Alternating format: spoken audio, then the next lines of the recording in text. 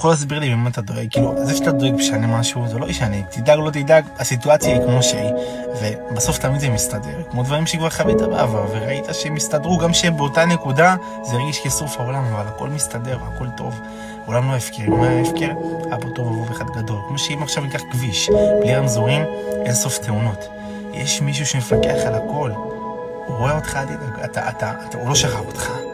לא שכח אותך, מה הוא חכם? סרטון הזה, הנה הוא הקפיץ לך את זה, כך תזכור שאני פה, אני לא מדבר, אני סתם כאילו משהו מכניס לי לראש, ולא במקרה הוא הקפיץ לך את הסרטון הזה. תנשום רגע, מה שקורה גם ככה קורה, ומה שגם ככה קורה לטובה, אז ממה אתה דואג? תיקח את זה כמו פאזל, שכל יום שעובר אנחנו שמים עוד חתיכה בפאזל, ולכאורה אתה אומר מה זה? אתה לא מבין מה קורה פה, זה נראה מעורפל, אבל לאט לאט עוד חתיכה ועוד חתיכה, וזה מתחיל להתבהר, ואז דברים לפני כמה שנים אתה אומר, זה קרה, תהנה מזה אחי, תהנה מזה, הכל בסדר, באמת שהכל בסדר.